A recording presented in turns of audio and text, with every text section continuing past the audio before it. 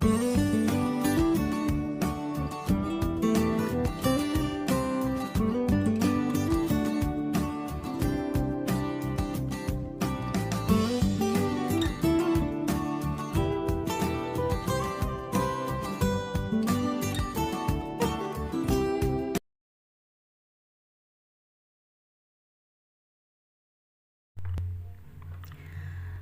sesaat, Hani sempat terpaku di ambang pintu kamar. Kegugupan terlihat jelas dari raut wajahnya. Namun, sesaat kemudian, dia berhasil menguasai kegugupannya itu dengan berusaha bersikap santai. Ia berjalan tenang, melanjutkan langkahnya menuju kamar di mana Darren menatapnya dengan tatapan begitu tajam. "Kan Mas tahu sendiri, aku baru pulang kerja," jawab Hani seraya meletakkan tasnya sedikit kasar ke atas meja kecil di sudut ruangan. "Masa kerja sampai tengah malam seperti ini?" protes Darren. Matanya belum beralih menatap Hani yang kini membuka lemari pakaiannya dan mengambil piyama tidur. Hani berbalik, menatap kembali mata Darren dengan berani. "Mas, aku ini kerja lagi setelah hampir setengah tahun vakum. Wajar dong kalau aku merayakan malam dulu bareng teman-teman." "Kamu minum-minum?" selidik Darren. "Sedikit, cuma sekedar untuk merayakan. Gak sampai mabuk kan? Buktinya sekarang aku baik-baik saja. Gak pulang dalam keadaan teler," jawab Hani. "Ya Allah Hani, mau banyak mau dikit, yang namanya minuman beralkohol itu haram. Kamu harus sadar dong, posisimu sekarang sudah menjadi istri sekaligus ibu. Pelan-pelan buang kebiasaan burukmu itu," Darren berkata lugas. "Kamu kayak nggak tahu aja gimana kehidupan aku dari dulu. Bukannya dulu Mas juga sama ya, suka minum minuman kayak gitu. Sekarang aja soalim gara-gara udah bergaul sama perempuan kampungan itu." Hani malah melimpali dengan ketus. "Astagfirullahan, aku akui, dulu memang aku seperti itu. Aku gak bisa membedakan mana yang halal dan haram. Tapi sekarang, sedikit demi sedikit, aku mulai mengerti ilmu agama. Dan aku berharap juga kamu bisa melakukan hal yang sama dengan aku. Setelah kita menikah, apa yang kamu lakukan itu tanggung jawabku." Darren mencoba menasihati Hani. "Cih, udah deh Mas, aku tuh udah malam." "Malah ceramah, mending buruan tidur," jawab Hani sambil melenggang masuk ke dalam kamar mandi dan mengganti bajunya dengan piyama tidur. Darren hanya geleng-geleng kepala melihat kelakuan istri keduanya itu. Dia pun langsung merebahkan tubuhnya di atas ranjang meski rasa kantuk menghilang, menguap entah kemana, karena perdebatannya dengan Hani baru saja. Keluar kamar mandi, Hani ikut naik ke atas ranjang, berbaring di samping Darren. Tangan Hani mulai memeluk tubuh suaminya itu dari belakang karena posisi tubuh Darren yang memang menyamping. "Kalista kenapa tidak tidur di sini?" bisik Hani di telinga Darren. Hembusan nafas Hani terasa hangat menyapu tengkuk leher Darren. "Kalista tadi rewel, dia digendong Jarana sampai tertidur. Aku gak kuat ngantuk, makanya izin tidur duluan. Pas aku terbangun, ternyata Kalista udah tidur bersama Jarana. Aku biarkan saja, takutnya malah bangunin lagi kalau dipindahkan ke sini," jawab Darren tanpa berbalik. Hani menghela nafas pelan. "Berarti bisa dong malam ini kita bercinta?" Hani berbicara dengan sangat pelan, bahkan hanya serupa bisikan lirih. "Tidurlah, ini sudah malam," timpal Darren dingin. Hani langsung melepaskan tangannya yang melingkar erat di pinggang Darren sambil menggerutu. Tak berselang lama, dengkuran halus mulai terdengar dari mulut Darren, menandakan ia telah masuk ke dalam mimpinya. sedangkan mata Hani masih terbuka. Ia membayangkan apa yang telah dilakukannya bersama Bian beberapa waktu yang lalu. Hani tersenyum. Ia bahagia karena gairahnya sudah diluapkan. Akibat rasa lelah yang menderah tubuhnya setelah bertempur 2 kali dengan rekan kerjanya itu, Hani pun mulai memejamkan matanya perlahan hingga ia benar-benar tertidur dengan lelap. Sedangkan di kamar sebelah, Jarana tertidur seraya memeluk tubuh mungil Kalista. Ia diberikan dekapan hangat pada anak suaminya itu, hingga bayi itu merasa nyaman dan jarang terbangun. Hanya 2 kali Jarana terbangun untuk memberikan susu pada Kalista. Itu pun tanpa ditimang atau digendong dulu seperti biasanya. Semoga kamu makin anteng seperti ini setiap hari ya sayang. Jarana berbicara dengan pelan di dekat telinga Kalista yang hampir terpejam. Jarana pun segera mencabut botol susu yang masih menempel di mulut Kalista. Saat isinya sudah berpindah semua ke perut. Kalista sayang, semoga anteng setiap hari seperti ini ya. Tidur di kasur, bukan di gendongan. Kalista anak yang cantik dan pintar. Jarana mengulangi perkataannya tadi.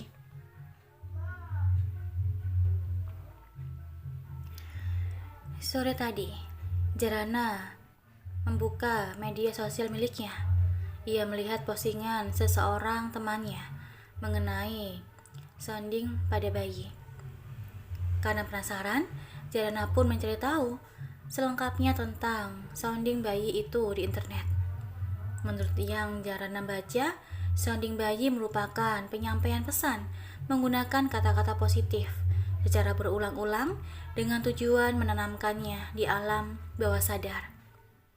Karena perilaku seseorang dikendalikan oleh alam bawah sadar sebanyak 88%, sedangkan pikiran sadar hanya 12%. Jarana pun semakin tertarik dan semakin mencari tahu bagaimana cara melakukan dan waktu yang tepat. Hingga akhirnya Jarana mendapatkan jawabannya. Cara melakukan sounding itu harus dipastikan bayi berada di alam bawah sadar. Contohnya saat akan terlelap tidur, seperti halnya Kalista tadi. Selain itu, sounding juga harus menggunakan kata-kata positif, sebab kata-kata itu akan tertanam di alam bawah sadarnya. Sepertinya halnya Jarana tadi, yang membisikkan kata-kata positif di telinga Kalista tadi. Selain pada bayi, sounding juga bisa dilakukan pada siapa saja, termasuk pada suami, istri, atau kerabat. Itu menurut yang Jarana baca. Meski ia tidak terlalu yakin, cara itu akan berhasil pada Kalista. Tapi tidak ada salahnya untuk mencoba. Setelah terbangun pada jam 2 dini hari untuk menyusu, Kalista tak lagi terbangun sampai azan subuh berkumandang. Jarana pun bisa melakukan sholat subuh 2 rakaat dengan khusyuk. Meski tak bisa dipungkiri, di hatinya sedikit ada kekhawatiran kalau Kalista akan terbangun dan menangis saat ia tengah melakukan sholat. Saat Jarana sibuk menyiapkan sarapan di dapur, gantian Daren yang menunggui Kalista. Terkecuali Hani, ibu kandung Kalista itu, masih terlelap bahkan meskipun matahari sudah menampakkan sinarnya. Ia baru terbangun saat Daren bersiap untuk berangkat kerja dan pamitan padanya. Jangan pulang malam lagi. Ingat kewajibanmu sebagai ibu, pesan Daren sebelum dia berangkat. Hani tak menggubris. Ia langsung bangkit dari ranjangnya saat Daren sudah keluar kamar. Tak lama kemudian, Hani pun ikut pergi menggunakan mobilnya. Bahkan kini Hani tidak sempat untuk menemani bayinya, walaupun cuma sebentar. Seperti hari sebelumnya, tinggallah Jarana dan Mbok Darmi yang ada di rumah itu, bersama-sama merawat Kalista dengan penuh kasih sayang. Tiba-tiba Jarana teringat Kalau hari ini dia akan setor beberapa desain, sketsa baju, sekaligus mendiskusikan apa saja kekurangannya. Ia pun langsung menelepon Diana dan meminta adik iparnya itu untuk menjemput. Dan berangkat bersama ke butik seperti biasanya. Lalu, Kalista bagaimana, Mbak? Tanya Mbok Darmi yang mengetahui niat kepergian Jarana. Jarana terdiam sejenak. Dia memikirkan bagaimana caranya agar bisa tetap bekerja sambil menjaga Kalista. Hingga sebuah ide terlintas di kepalanya. Mbok, titip Kalista sebentar ya, pinta Jarana. Ia pun segera berlalu masuk ke dalam kamar, mengambil tas bayi, memasukkan 2 setel baju bayi, diaper, susu, lengkap dengan beberapa botolnya. Ia pun segera kembali lagi keluar kamar dengan menenteng tas itu. Jarana sampai di ruang depan berbarengan dengan kedatangan Diana. Diana sedikit mengkerit karena di ruangan itu sudah ada tas bayi yang nampak penuh isinya, juga stroller yang dilipat. Itu semua buat apa, Mbak? Tanya Diana heran. Mbak mau bawa Kalista ke butik, jawab Jarana membuat mata Diana dan Mbok Darmi membulat keheranan. Diana dan Mbok Darmi saling pandang. Mereka tidak menyangka Jarana akan melakukan hal itu.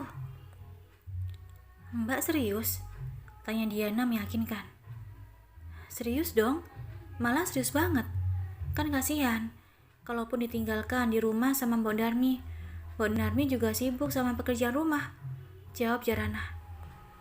Nggak apa-apa, padahal Mbok rela nggak ngerjain pekerjaan rumah apapun selama nungguin non Kalista. Kan bisa nanti sore ngerjainnya. Kalau dibawa ke butik malah takutnya rewel, terus ganggu pekerjaan Mbak sama yang lainnya. Mbok Darmi menyampaikan pendapatnya. Insya Allah enggak, Mbok. Kalista pasti anteng. Apalagi di sana kan banyak orang yang nemenin. Udah, Mbok, nggak usah khawatir. Tolong bawain aja perlengkapannya ke dalam mobil. Tita Diana lugas. Mbok Darmi pun akhirnya mengangguk dan menjinjing tas berisi perkeperluan bayi menuju mobil di halaman. Sementara Diana membawa stroller bayi dan memasukkannya ke dalam bagasi. Jarana pun mulai menggendong Kalista, membawanya berjalan menuju luar rumah, lalu masuk ke dalam mobil. Hari ini Kalista ikut Bunda ke butik ya. Lista yang anteng di sana. Bunda mau kerja. Jarana bicara lirih pada Kalista, membuat bayi itu menggerak-gerakkan tangan serta kakinya. Udah, Mbak? Tanya Diana saat ia masuk dan duduk di belakang kemudi. Udah, yuk, jawabnya. Anak cantik mau kemana ini? Mau ikut kerja ya sama Bunda? Diana mengajak Kalista bicara dulu sejenak sebelum akhirnya menyalakan mesin mobil dan melakukannya. Sementara di kantor, Darren yang baru saja selesai mengerjakan laporannya, baru sempat membuka ponselnya. Bibirnya tersenyum melihat ada sebuah pesan masuk dari Jarana 1 jam yang lalu. Gegas Darren pun membuka pesan itu. Mas, hari ini Zara bawa Kalista ke butik ya. Soalnya Zara ada pekerjaan. Mas gak usah khawatir. Meski Zara bawa Kalista ke butik, dia akan baik-baik saja. Ya ampun Zara, bela-belain bawa Kalista ke butik, saking gak maunya ninggalin anak itu. Padahal pasti repot yang namanya pekerjaan sambil bawa anak. Darren bergumam sendiri. Darren pun segera mengetik balasan untuk istrinya itu. Iya sayang, gak apa-apa. Aku percaya kok, kamu akan menjaga Kalista dengan baik dimanapun berada.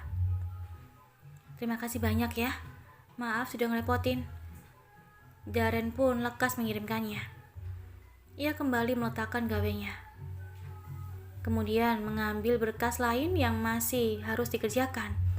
Sebelum mengerjakannya, Darren menelitinya dulu dengan cermat. Ia tatap deretan angka-angka di kertas di hadapannya. Kalau seperti ini, bisa-bisa nasib perusahaan kacau. Gerutu Darren sambil meletakkan kertas itu kasar. Ia memijit pelipisnya yang tiba-tiba berdenyut memikirkan bagaimana nasib perusahaan itu ke depannya jika tak bisa mengatasi kerugian akibat batalnya perjanjian kerjasama dengan bintang belian dulu. Mengajukan pinjaman ke bank pun rasanya tak mungkin ia dan Aji lakukan. Pinjaman yang dulu saja belum berhasil dilunasi. Darren meraup wajahnya kasar. Dia dilanda kebingungan. Ia tahu sebenarnya Aji pun dalam kebingungan. Hanya saja, Aji selalu berusaha menutupinya dengan pura-pura baik saja di hadapan semua orang, terutama karyawannya. Belum selesai kebingungan yang ia rasakan, sebuah notifikasi di ponselnya muncul, memberitahukan bahwa ada penarikan uang sebesar 20 juta di ATM miliknya yang digunakan Hani. Apa-apaan ini? Mata Darren membulat membaca notifikasi itu. Ia segera menekan tombol telepon untuk menelepon istrinya itu. Meski butuh beberapa kali panggilan untuk menelepon Hani, barulah istrinya itu mengangkat. Halo Han, kenapa tarik uang sebanyak itu? Buat apa? Bukannya baru beberapa hari kamu minta uang 10 juta sama aku? Protes Darren geram. Mas, aku tuh butuh uang untuk belanja. Sekarang kan aku udah mulai kerja lagi, jadi harus sering-sering beli pakaian, sepatu, tas, dan lain-lain untuk menunjang penampilan aku. Memangnya kenapa sih? Dulu aja waktu kita pacaran, kamu gak pernah keberatan untuk belanjain aku? Masa sekarang udah jadi suami malah keberatan? Jawab Hani dengan ketus. Han, perusahaan papa itu sedang mengalami masalah keuangan. Jadi tolonglah untuk tidak menghambur-hamburkan uang untuk hal-hal seperti itu. Bukannya baju-baju kamu juga masih banyak, apalagi sepatu dan tas. Udah memenuhi lemari. Darren berkata dengan nada memohon. Iya, itu kan masalah perusahaan, bukan masalah aku. Udah ya, aku ada kerjaan dulu nih. Nanti sebelum pulang, aku mau belanja dulu. Jadi kemungkinan pulangnya agak malam. Tutur Hani, seraya menutup panggilan. Hani, aku belum selesai bicara. Darren masih memanggil nama istrinya itu, padahal panggilannya sudah terputus. Sial, apalagi ini? Gerutu Darren semakin kesal. Di saat bersamaan, Ipan masuk ke dalam ruangan Darren. Ia bermaksud mengajak Darren untuk makan siang karena waktu istirahat hampir tiba. Kenapa loh? Muka lo kusut banget kayak gitu? Kayak baju yang belum setrika tahu? Protes Ipan seraya duduk di kursi di hadapan Darren. Pusing kepala gue, keluh Darren. Ia mengacak rambutnya kasar, membuat rambut yang awalnya rapi itu menjadi berantakan. Pusing kenapa? Coba cerita, minta Ipan serius. Kali ini Ipan tidak ingin menggoda sahabatnya itu, karena Ipan tahu kondisi Darren saat ini sedang tidak baik-baik saja. Istri gue, Hani, tutur Darren singkat. Kenapa istri modelan lo itu? Ipan penasaran. Akhirnya Darren pun menceritakan semuanya tentang Hani yang jarang sekali merawat Kalista, tentang Hani yang semalam pulang tengah malam, dan tentang kejadian hari ini. Ipan hanya menyimak dengan seksama. Gue udah feeling sih, Hani itu bakal kayak gini sifatnya. Secara dari sejak pacarnya itu udah kelihatan. Kalau menurut gue sih, lu harus tegas sama Hani. Misal gak boleh pulang lewat jam 6 sore, atau nggak boleh tarik uang lebih dari 20 juta sebulan. Kalau lo nggak bisa tegas, siap-siap aja makin ditindas sama istri lo itu. Dan yang lebih kasihan lagi tetap Jarana. Dia bakalan yang jadi lebih banyak mengalah lagi. Ipan berkata panjang lebar. Darren terdiam mendengar penuturan Ipan. Dalam hatinya, Darren ikut membenarkan perkataan sahabatnya itu, tapi melihat sifat Hani yang keras kepala, dan yang tidak yakin akan berhasil meskipun ditegaskan untuk beberapa hal yang boleh dan tidak boleh. Pan, kalau gue ceraikan Hani gimana ya? Tiba-tiba saja Darren terlintas untuk bercerai saja dari Hani. Gila loh, jawab Ipan terkejut. Kalau menurut gue, kalau lo menceraikan Hani sekarang, dia pasti jadiin anak lo sebagai ketakutan. Dia kan gak bakal ngasih anak lo sama lo. Secara anak di bawah umur itu biasanya ikut ibunya. Tapi terserah lo sih. Kalau lo sanggup pisah sama anak lo, ya cerai aja. Mumet sih punya istri model gitu. Lebih baik jarang anak mana-mana. Ipan kembali mengutarakan pendapatnya. Darren kembali terdiam. Lagi-lagi dia membenarkan perkataan Ipan. Rasanya ia tak sanggup untuk berpisah dengan putrinya itu. Apalagi Jarana. Darren yakin Jarana tak ingin berjauhan dengan anak yang sudah dianggap anak kandungnya itu. Tapi Darren juga merasa sudah tak tahan dengan kelakuan Hani. Dia ingin mengakhiri semuanya. Sudahlah, lebih baik sekarang kita makan siang dulu. Jangan sampai masalah ini dihadapin membuat lo sakit dan tumbang, aja Ipan. Darren menghela nafas kasar, lalu mengangguk dan bangkit dari duduknya. Yuk, Darren menepuk pundak Ipan yang masih duduk di kursinya. Mbak, makan dulu, mumpung Kalista tidur. Tita Diana seraya meletakkan semangkuk mie ayam yang dibelinya dari penjual di depan butik. Makasih Di, jawab Jarana. Ternyata Kalista malah anteng ya dibawa ke butik ini. Kenapa nggak dibawa setiap hari aja ke sini Mbak? Daripada bete kan di rumah, saran Diana. Jarana yang hendak menyuap mie ayam dengan sumpit ke dalam mulutnya, menghentikan sejenak gerakan tangannya. Ia menimbang-nimbang apa yang dikatakan adik iparnya itu.